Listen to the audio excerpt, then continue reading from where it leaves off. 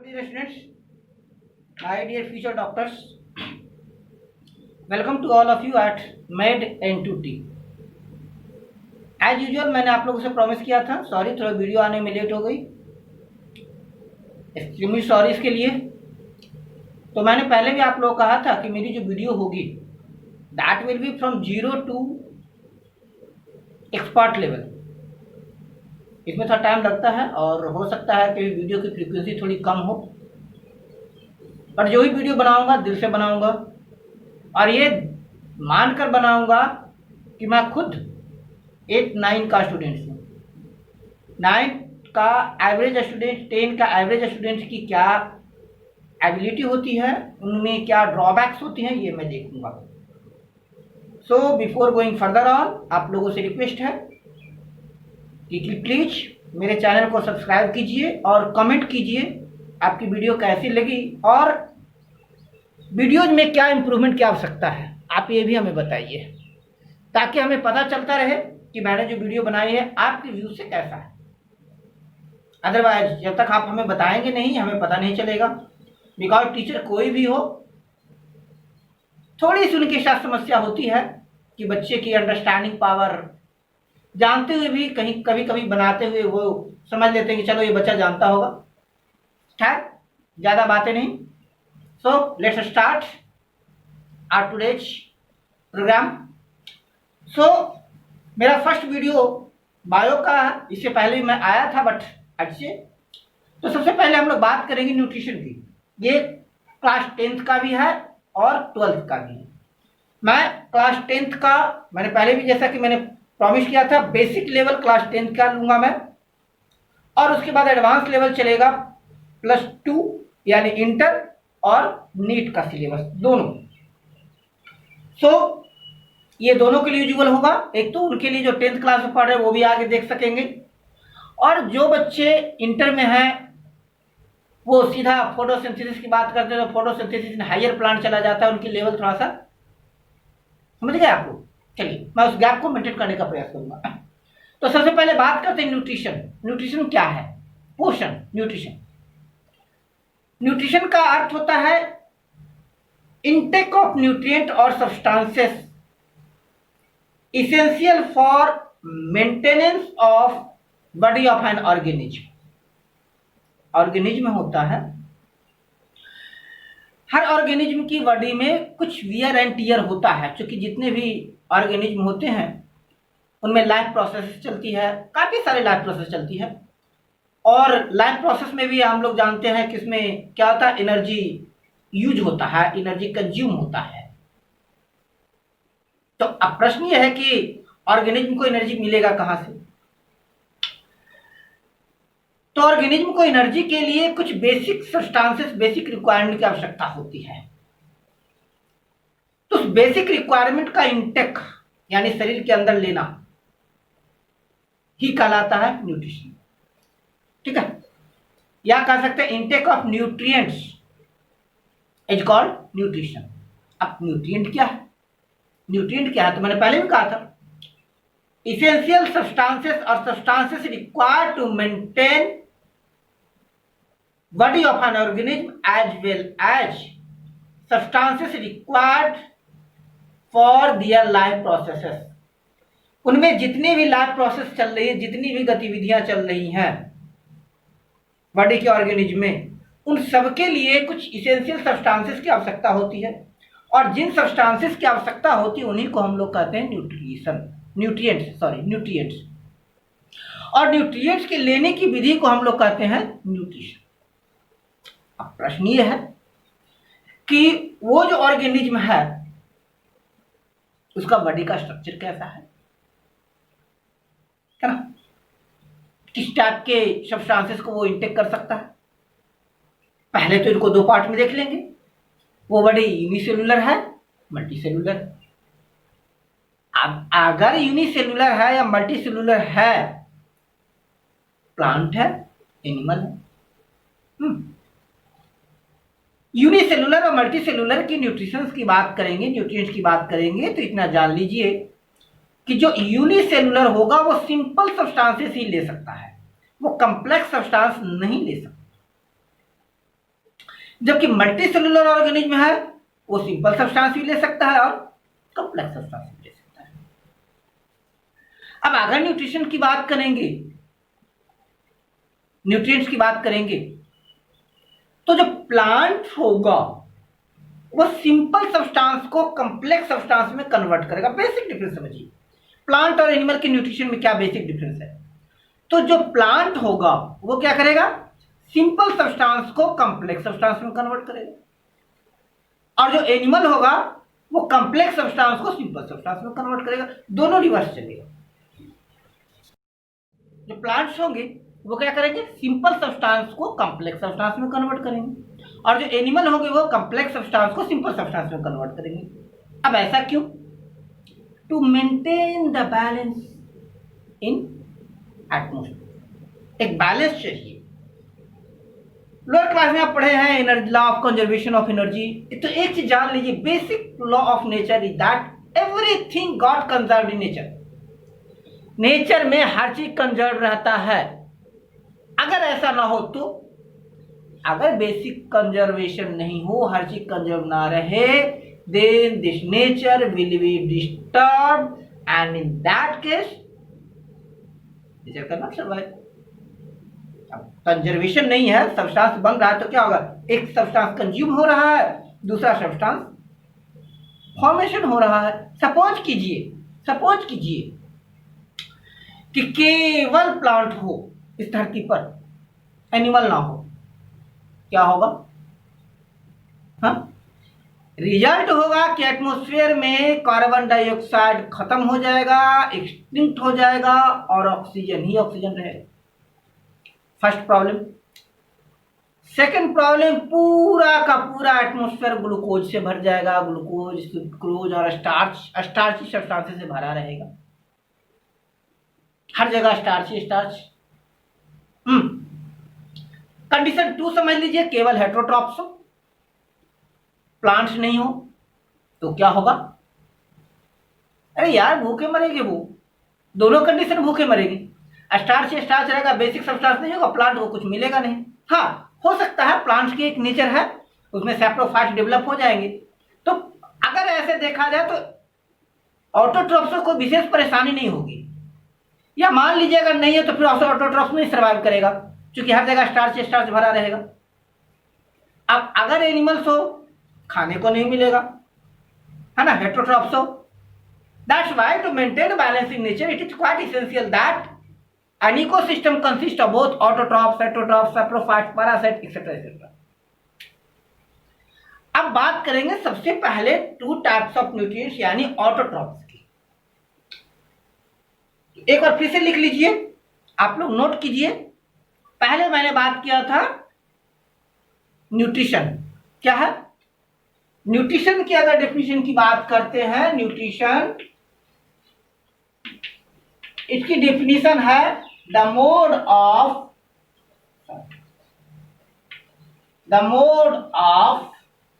intake of nutrients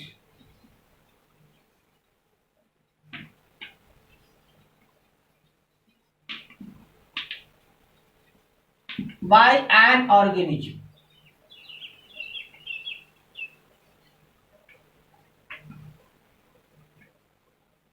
किसी भी organism के द्वारा न्यूट्रिएंट्स का इंटेक, न्यूट्रिएंट्स को लेने की प्रोसेस, मोड क्या कहलाता है, nutrition.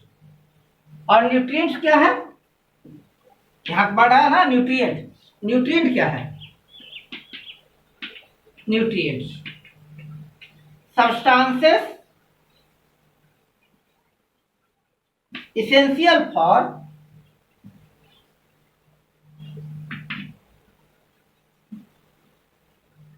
the maintenance of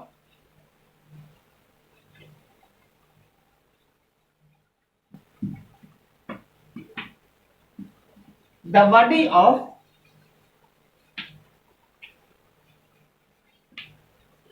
an organism। Organism के बॉडी को मेंटेन करने के लिए जिन सब्सटेंसेस की रिक्वायरमेंट होगी, जो सब्सटेंसेस उस ऑर्गेनिज्म को चाहिए होगा, उसे क्या कहेंगे हम लोग, न्यूट्रिएंट। अब बात करेंगे न्यूट्रिशन की। हम न्यूट्रिशन पर आगे बढ़ेंगे। न्यूट्रिशन दो प्रकार के बताए गए हैं, एक ऑटोट्रॉपिक न्यूट्रिशन मेन और दूसरा हेटरोट्रॉपिक न्यूट्रिशन। वैसे तो सैप्रोफिटिक न्यूट्रिशन भी होता है, पैरासिटिक न्यूट्रिशन भी होता है। अब हेटरोट्रॉपिक की बात करते हैं तो उसमें कहते हैं होलोजोइक न्यूट्रिशन भी होता है। तो हम पहले टाइप्स ऑफ न्यूट्रिशन की बात करेंगे। ऑटोट्रॉपिक न्यूट्रिशन क्या है? Autotrophic nutrition, autotrophic nutrition. Autotrophic, auto means self, trophs means to prepare. Auto नाम लिखिए, auto self. Trophic, trophic means होता है ऑब्टेनिंग, ऑब्टेनिंग। न्यूट्रिशन का मतलब होता है intake of nutrients, intake of nutrients means वह ऑर्गेनिज्म जो न्यूट्रिएंट को सेल्फ ऑब्टेन करता है, जो इस जो इनटेक न्यूट्रिएंट्स होता है, जो न्यूट्रिएंट उन्हें चाहिए, जो सब्सटेंसेस उन्हें चाहिए, वो खुद बना सकता है। इसी को हम लोग कहते हैं ऑटोट्रॉपिक न्यूट्रिशन। ये सेल्फ न्यूट्रिएंट ऑर्गेनिज्म होता है। ऑटोट्रॉपिक को हम लोग कहते हैं self nutritional, self nutritional organism. क्या कहते हैं इसको? Self nutritional organism. क्योंकि ये जो ऑर्गेनिज्म होता है ये अपने इसेंशियल सब्सटेंसेस को खुद बना सकता है, राइट? और ये किसी भी इकोसिस्टम का बहुत इंपॉर्टेंट पार्ट है। क्योंकि सबसे पहले जान लीजिए कि जब ये सृष्टि बनी थी, है ना, कंसेप्ट बहुत सारे हैं, बट बहरहाल हम वहां नहीं जाएंगे, वो तो फिर अब चला गया ज्योग्राफी में, कैसे बने थे नहीं बने, हमें उससे मतलब नहीं। जब ये सृष्टि बनी थी, जब अर्थ आया था, तो अर्थ में एटमोस्फेयर था, 3 स्फीयर था, हाइड्रोस्फीयर, लिथोस्फीयर और एटमोस्फीयर, यानी जल, स्थल और वायुमंडल। जलमंडल, थलमंडल और वायुमंडल। हाइड्रोस्फीयर था, यानी पानी पानी था। एटमोस्फीयर था, कार्बन डाइऑक्साइड था, ऑक्सीजन था, नाइट्रोजन था, वगैरह वगैरह काफी सारी गैसेस थे, कॉन्स्टिट्यूएंट है, मेन गैसेस है ना, पढ़े ना आप, नाइट्रोजन, ऑक्सीजन, कार्बन डाइऑक्साइड, फिर सल्फर, हाइड्रोजन वगैरह बहुत सारे मतलब इनकी कंपोनेंट्स हैं। तो इनमें सबसे पहले क्या थे? एटमोस्फीयर थे और हाइड्रोस्फीयर। अब प्रश्न ये होता है कि अगर आगे पढ़ेंगे कि जो सेल्फ ऑटोट्रॉपिक न्यूट्रिशन होता है, इसमें 2 सब्सटेंसेस ज्यादा यूज होता है, कार्बन डाइऑक्साइड और वाटर। क्यों भाई कार्बन डाइऑक्साइड और वाटर ही क्यों? कभी आपने सोचा? पढ़ तो लेते हैं आप लोग कि भाई ऐसा है कि जो ऑटोट्रॉपिक न्यूट्रिशन होता है, इसमें जो ऑर्गेनिज्म क्या करता है, कार्बन डाइऑक्साइड लेता है और ऑक्सीजन रिलीज करता है, ग्लूकोज बनाता है। अरे भाई कार्बन डाइऑक्साइड ही क्यों? नाइट्रोजन क्यों नहीं? हाइड्रोजन क्यों नहीं? ऑक्सीजन क्यों नहीं? कुछ तो रीजन रहा होगा ना कि वो कार्बन डाइऑक्साइड यूज करता होगा।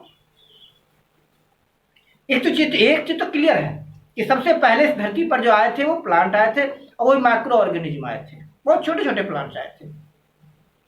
वो जितने भी इनिशियल प्रिमिटिव ऑर्गेनिज्म थे वो ऑटोट्रॉपिक थे, इसलिए कि चूंकि इस पर कोई न्यूट्रिशन नहीं था, अर्थ में शुरू में कुछ न्यूट्रिशन नहीं था। जब अर्थ का इवॉल्व हुआ उस समय न्यूट्रिशन नहीं था, कुछ खाने के लिए कुछ नहीं था। खाने के नाम पे क्या थी? गैसेस और वाटर। अरे भला वाटर और गैस से हम लोग भोजन कर सकते हैं?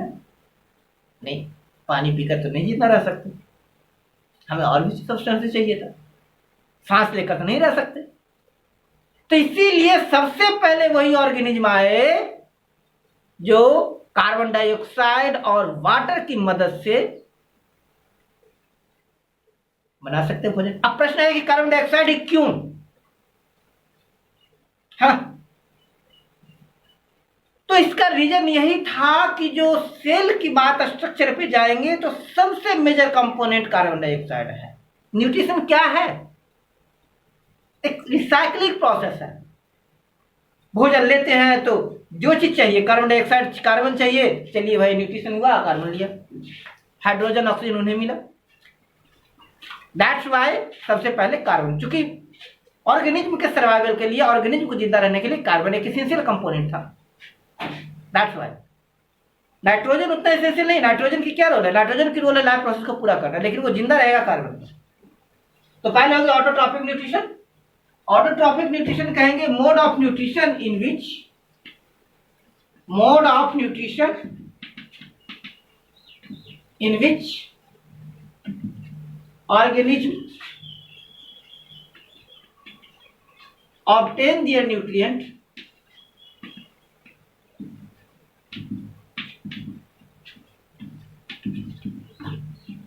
by converting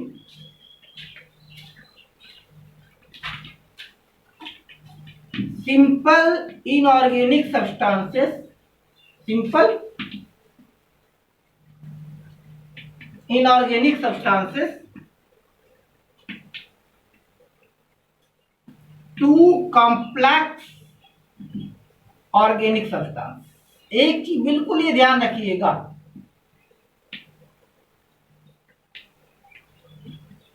simple inorganic substance complex organic substance में कन्वर्ट होगा। ऑटोट्रॉपिक न्यूट्रिशन जहां भी होगा वहां क्या होगा? आपका simple inorganic substance complex organic substance में कन्वर्ट होगा। ये हम आगे और समझेंगे, पूरी की पूरी इसी पर है, यानी कैसे simple inorganic substance complex organic substance में कन्वर्ट होता है। तो ये जो मोड ऑफ न्यूट्रिशन है इसी को हम लोग कहेंगे ऑटोट्रॉपिक न्यूट्रिशन। दूसरा बात करेंगे हेट्रोट्रॉपिक न्यूट्रिशन। हेट्रोट्रॉपिक न्यूट्रिशन दूसरा है, हम इसी की बात करेंगे। अभी सेप्रोफिटिक, पैरासिटिक, होलोजोइक इनकी बात अभी नहीं करेंगे, क्योंकि हमें ऑटोट्रॉपिक में ही ज्यादा पढ़ना, और आप लोग जान रहे हैं बट उसकी भी डिस्कस करेंगे जब आपको हेट्रोट्रॉपिक न्यूट्रिशन की बात करेंगे ना, जब फोटोसिंथेसिस को हट करके जब हम लोग एनिमल न्यूट्रिशन की बात करेंगे, है ना, एनिमल न्यूट्रिशन की बात करेंगे, तब उसमें फिर आ जाएंगे और सब ले लेंगे। दूसरा बोले थे heterotrophic nutrition. Heterotrophic nutrition, hetero means dependent,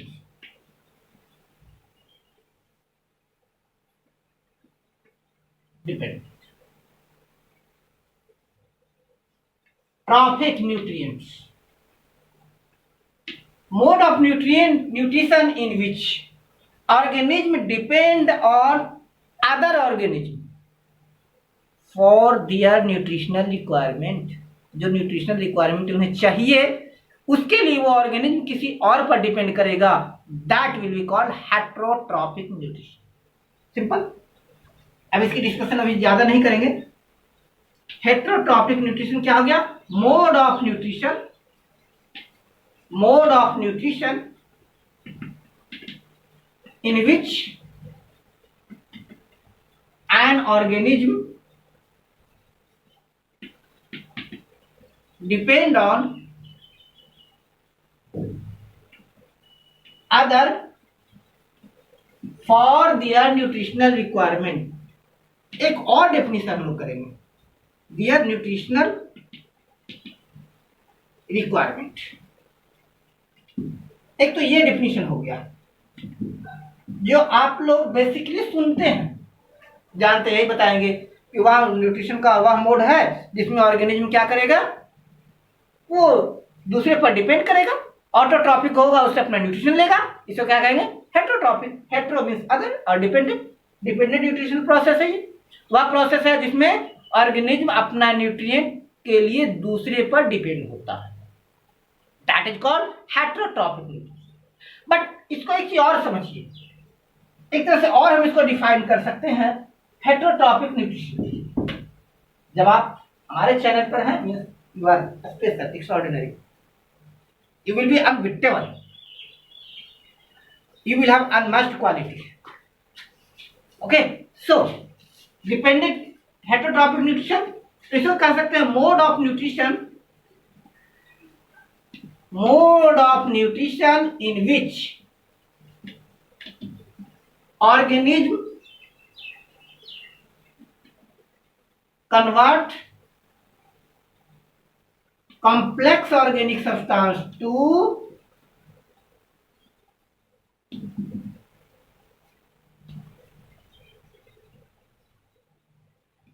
simple inorganic substance, simple inorganic substance.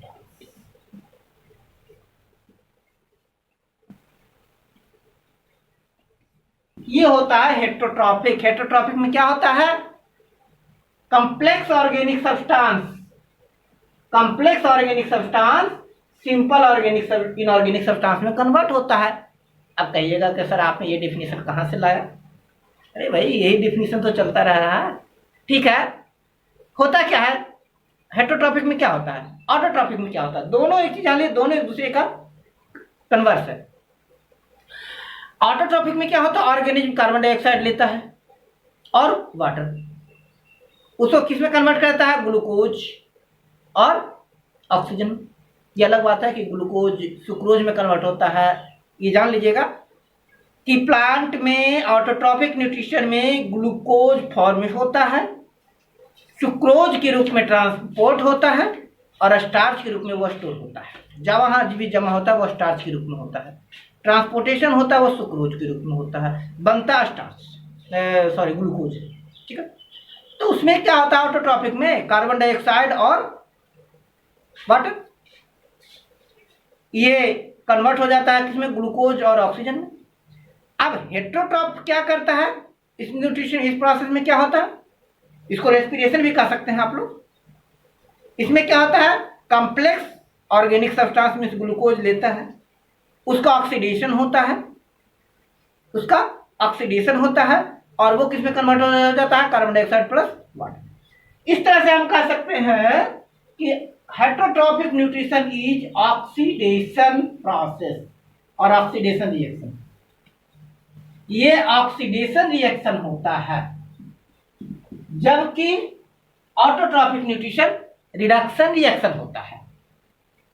अब हम प्लांट की न्यूट्रिशन की बात कर रहे हैं तो सबसे पहले सीधे आ जाते हैं, बिना और ज्यादा आप लोग का समय खराब किए सीधा हम लोग बात कर देते हैं अब फोटोसिंथेसिस क्या होता है। फोटोसिंथेसिस यही से स्टार्ट है, यहां से हम आगे बढ़ेंगे। फोटोसिंथेसिस नाम आपने बहुत सुना होगा, 8 में भी सुना होगा, 7th में भी था, आपको 10 में भी और इंटर में भी। इंटर में तब तो फोटोसिंथेसिस हायर प्लांट की बात कर रहे हैं, बहुत एडवांस लेवल चले गए हैं। मैं उस गैप को पूरा करने के लिए का पूरा प्रयास करूंगा। मैं पहले ही मैंने कहा था कि मैं अपने आप को मानकर चलूंगा कि मैं कुछ नहीं जानता, आई एम जीरो, और मैंने प्रण किया है कि मुझे डॉक्टर बनना है।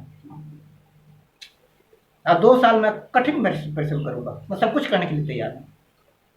तो मैं कैसे पढ़ूंगा, क्या पढ़ूंगा?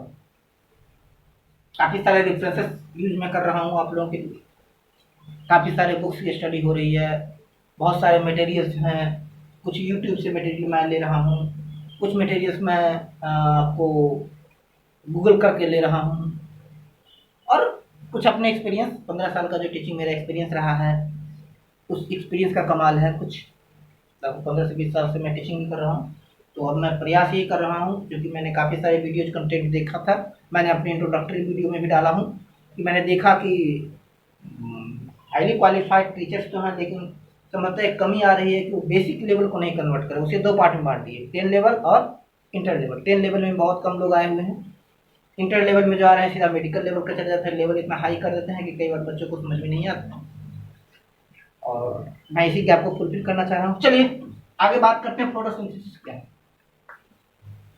Photosynthesis, photo means light, synthesis means obtaining. अब light obtaining of what? Obtaining of what? तो ऑब्टेनिंग ऑफ न्यूट्रिएंट्स, न्यूट्रिएंट्स और nutritional processes that take place in the presence of light is called photosynthesis। एक ये definition है, nutritional process that take place in the presence of light is called photosynthesis. एक simple सा है, मैं कई सारे डेफिनेशन दूंगा। एक तो सिंपल सा ये हो गया कि the nutritional processes taking place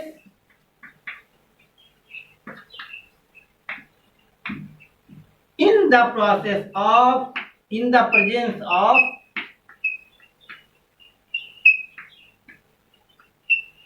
light is called photosynthesis.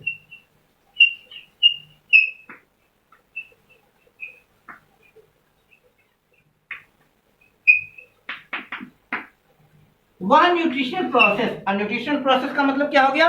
The mode of intake of nutrients, वह प्रोसेस जिसमें ऑर्गेनिज्म न्यूट्रिएंट्स लेता है। न्यूट्रिएंट्स इसेंशियल सब्सटेंस जो उसे चाहिए सर्वाइवल के लिए। हर ऑर्गेनिज्म को सर्वाइव करने के लिए कुछ सब्सटेंस चाहिए ना, तो उन्हें जो सब्सटेंस चाहिए उनकी लेने की जो प्रोसेस होगी, इनटेक की प्रोसेस होगी, इसी को हम लोग कहेंगे न्यूट्रिशनल। तो वह न्यूट्रिशनल प्रोसेस जो लाइट के प्रेजेंस में होता है, लाइट के एब्सेंस में नहीं हो सकता, उसी को हम लोग कहते हैं फोटोसिंथेसिस। ध्यान रखिएगा, फोटोसिंथेसिस हमेशा लाइट के प्रेजेंस में होगा। अगर आप सोच लीजिएगा कि लाइट के एब्सेंस में हो तो वो नहीं होगा। लेकिन अब 11th के बच्चे, 12th के बच्चे जो कहेंगे कि sir I am not agree with you, आप तो गलत बोल रहे हैं। अरे होता है ना, लाइट प्रोसेस होता है, डार्क प्रोसेस होता है, फोटो सिस्टम 1 होता है, फोटो सिस्टम 2 होता है। वो कहेंगे कि सर फोटो सिस्टम 1 तो लाइट की प्रेजेंस में होता है, 2 तो फोटो लाइट की प्रेजेंस में होता है, बट फोटो सिस्टम 1 तो लाइट के एब्सेंस में होता है ना। बिल्कुल सही, फोटो सिस्टम 1 लाइट के एब्सेंस में ही होता है, डायरेक्ट रिएक्शन ही करते हैं, आगे बात करेंगे। लेकिन लेकिन लेकिन बात ये हो रही है कि लाइट के बिना तो पॉसिबल नहीं है ना। आपने पढ़ा है कि पहले फोटो सिस्टम 2 होगा, फिर फोटो सिस्टम 1 होगा, तो लाइट के बिना। दैट्स व्हाई हम लोग कहते हैं कि प्रेजेंस ऑफ लाइट होता है, इसी को हम लोग कहते हैं फोटोसिंथेसिस। बट इसमें थोड़ा सा एक ये आ गया कंफ्यूजन कि सर अगर ये लाइट के प्रेजेंस में ही अगर एसेंशियली होता ही है तो फिर डार्क रिएक्शन का नाम सुने हैं हम लोग, PS1। अभी आप बोले कि PS1 लाइट के एब्सेंस में होता है, इसको मैंने थोड़ा सा मॉडिफाई कर लिया। अब दूसरा डेफिनेशन आइए, अब इससे तो आप एग्री होंगे। फोटोसिंथेसिस क्या है? तो कहेंगे photosynthesis is a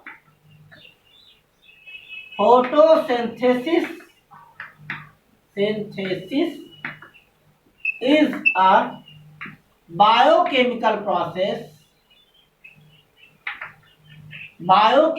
process in which autotrophic organism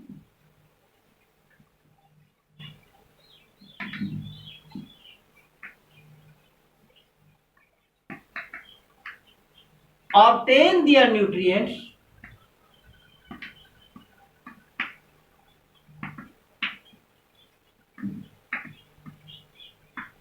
in the presence of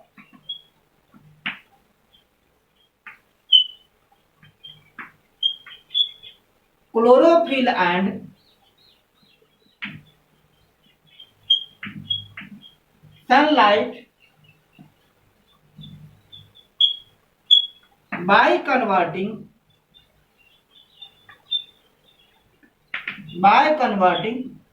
simple inorganic substances to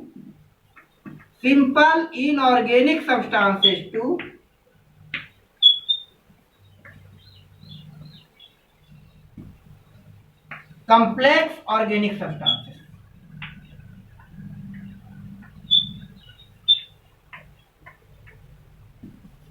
complex organic substances, अब इस पर थोड़ा सा चर्चा करते हैं, डिस्कस करते हैं। फोटोसिंथेसिस बायोकेमिकल प्रोसेस है। फोटोसिंथेसिस कैसा प्रोसेस है? बायोकेमिकल प्रोसेस है। अब यहाँ बड़ा बायोकेमिकल, ये बायोकेमिकल क्या होता है हमें ये समझना है। ऑटोट्रॉपिक ऑर्गेनिज्म समझ गए, सेल्फ न्यूट्रिशनल होता है। न्यूट्रिएंट्स ये भी समझ गए, एसेंशियल सब्सटेंसेस होता है। Converting simple inorganic substances to complex organic substances, इसमें 2-3 बातें हमें बहुत अच्छी तरह समझनी है। सबसे पहले समझे बायोकेमिकल प्रोसेस क्या है। बायोकेमिकल प्रोसेस मीन्स होता है वैसा केमिकल प्रोसेस जो किसी न किसी लिविंग ऑर्गेनिज्म के बॉडी में होता है। सिंपल से एक और डेफिनेशन कहते हैं कि a chemical process taking place in the body of living organism is called biochemical process. A chemical process taking place in the body of living organism is called biochemical process. वह chemical process जो living organism के body के अंदर होता है biochemical process कहलाते हैं। Photosynthesis chemical process है ना बेटा। इसमें क्या हो रहा है, कार्बन डाइऑक्साइड और ऑक्सीजन किसमें कन्वर्ट हो रहा है, ग्लूकोज में। कार्बन डाइऑक्साइड और सॉरी वाटर और कार्बन डाइऑक्साइड कन्वर्ट हो रहा है ग्लूकोज और ऑक्सीजन में। तो कार्बन डाइऑक्साइड और वाटर का ग्लूकोज और ऑक्सीजन में कन्वर्जन क्या है, बायोकेमिकल प्रोसेस। ये केमिकल प्रोसेस है और ये प्रोसेस लिविंग बॉडी के बाहर नहीं होता। बाहर रख दो कार्बन डाइऑक्साइड और वाटर, तो क्या ग्लूकोज में कन्वर्ट हो जाएगा, बिल्कुल नहीं होगा। बाहर तो इतने सारे हैं यार, एटमॉस्फेयर में कार्बन डाइऑक्साइड है, वाटर ही वाटर है, हर जगह वाटर है। रिवर्स में है, पॉन्ड्स में है, लेक्स में है, नदी में, तालाब में, आपको समुद्र में, महासागरों में, कुएं में, हर जगह पानी ही पानी है। तो ऐसे ग्लूकोज बन जाता है ना। बायोकेमिकल प्रोसेस है। अगर केमिकल प्रोसेस होता तो हो जाता है। चलिए मान लीजिए कहीं कुछ स्पेसिफिक रिएक्शन होता तो भी तो कोई दिक्कत नहीं होती। आज के डेट में सबसे ज्यादा तो भूख की समस्या है, किसी को भोजन चाहिए। तो भोजन के लिए प्लांट पर डिपेंड नहीं रहते, लैब बड़े बड़े लैब हो जाते और उसमें भाई ग्लूकोज बनता रहता, स्टार्च बनता रहता, सारे सब्सटेंस बनते रहते, केमिकल प्रोसेस होते केवल। बट ऐसा पॉसिबल नहीं। हम लोग ट्राई कर रहे हैं कि जो प्रोसेस लीफ में होता है, एक लीफ बनाने का प्रयास कर रहे हैं, आर्टिफिशियल लीफ, आर्टिफिशियल प्लांट। और जिस दिन इसमें संभव हो गए, हम लोग सक्षम हो गए, उस दिन भूख की कोई समस्या नहीं होगी। क्यों? जब हम ऐसा कैपेबल हो जाएंगे, कार्बन डाइऑक्साइड की कमी नहीं है। वाटर, चलिए वाटर को तो रिसाइकिल कर रहे हैं, हार्ड वाटर को सॉफ्ट वाटर में कन्वर्ट कर रहे हैं हम लोग हमारे पास इतनी टेक्नोलॉजी तो आ गई है कि समुद्र के पानी से भी पीने लायक पानी बना रहे हैं, यानी वाटर की तो प्रॉब्लम नहीं है। तब प्रॉब्लम किसी की आ रही है? प्रॉब्लम आ रही है कि वो बायोकेमिकल प्रोसेस कैसा। तो ही तरह बायोकेमिकल प्रोसेस वैसा केमिकल प्रोसेस जो लिविंग बॉडी के अंदर हो रहा हो, जिसमें ऑटोट्रॉफिक ऑर्गेनिज्म यानी सेल्फ न्यूट्रिशनल ऑर्गेनिज्म अपना न्यूट्रिएंट्स लेते हैं। वो फोटोसिंथेसिस आपके लिए नहीं होता है, फोटोसिंथेसिस हमारे लिए नहीं होता, फोटोसिंथेसिस किसी एनिमल के लिए नहीं होता है, फोटोसिंथेसिस प्लांट के लिए होता है। फोटोसिंथेसिस प्लांट खुद के लिए करता है। अब ये अलग बात है कि वो जो रिलीज करता है उसे हम लोग खा लेते। ऐसा नहीं है जो कि प्लांट एनिमल के लिए फोटोसिंथेसिस बना देता है, ऐसा नहीं होता। वो प्लांट खुद के लिए करता है। तो आप कहिए कि सर तो इतना सारा खाना क्यों बनाता है? तो भाई ये भी मानकर चलता है ना, हमारे यहाँ स्टॉक अभी लॉकडाउन काफी दिनों से चला हुआ है। अभी देखिए अगर हम लोग फूड स्टोर नहीं करते तो कहां से सबको भोजन देना पॉसिबल ही नहीं था, है ना। अभी जो बीपीएल में है, हर व्यक्ति को पर हेड 5 किलो अनाज, चावल 1 गेहूं और 1 किलो चना मिल रहा है। कहां से मिल रहा है? तो इसीलिए ना कि हमने उसका स्टॉक बनाकर रखा है। हमने उसका स्टॉक बनाकर रखा है। स्टॉक नहीं होता तो क्या करते, भूखे मरते आज के डेट। वही चीज तो प्लांट भी करते हैं, अपना स्टॉक बनाकर रखते हैं अनफेवरेबल कंडीशन के लिए। क्या अगर अनफेवरेबल कंडीशन आ गया, कभी ऐसा हो गया कई दिनों तक धूप नहीं निकला, तो क्या करेंगे? तो भाई ठीक है, न्यूट्रिशन लेंगे, हमारे पास तो है ही, फिर क्या कर देंगे, रेस्पिरेशन कर लेंगे। फिर जो अपने पास जो ग्लूकोज स्टार्च के रूप में बना रखे हैं उसको वापस में रिसाइकिल करेंगे, या ऐसे भी दिन में ग्लूकोज मिलता है, रात में क्या करेंगे? तो उसके लिए जो न्यूट्रिशन के लिए जो प्रोसेस होगी वो चलाएंगे, है ना, ऑक्सीडेशन के द्वारा। तो दैट्स व्हाई प्लांट्स अपने न्यूट्रिएंट्स को स्टोर करता है। तो वो अपने न्यूट्रिएंट्स स्टोर करता है in the presence of chlorophyll and sunlight की प्रेजेंस में होता है, by converting simple substances to complex organic substances. ये तो क्लियर हो गया, अब इसमें कोई दिक्कत नहीं है। चलिए आगे बात करें हम लोग। आगे अब फोटोसिंथेसिस होता कहाँ है? अब यहां से इंपॉर्टेंट, फोटोसिंथेसिस होता कहाँ है? तो फोटोसिंथेसिस की प्रोसेस लीफ में होता है, प्लांट के लीफ में। लीफ में कहाँ? प्लांट के लीफ में फोटोसिंथेसिस का प्रोसेस होता है। तो ये फोटोसिंथेसिस का प्रोसेस लीफ में होता है। तो हम लोग पहले लीफ की स्टडी करेंगे, लीफ कैसा होता है, लीफ में कौन सा स्ट्रक्चर होता है और लीफ में फोटोसिंथेसिस कहाँ होता है, हम इनकी स्टडी करेंगे। So wait for my next video. हमारी नेक्स्ट वीडियो आएगी स्ट्रक्चर ऑफ लीफ, और इसके बाद हम उसी में बात करेंगे, आपको स्टोमाटा की बात करेंगे। पहले स्टोमाटा के बारे में डिटेल की बात करेंगे। So thanks for watching my video, keep it watching and don't forget to comment.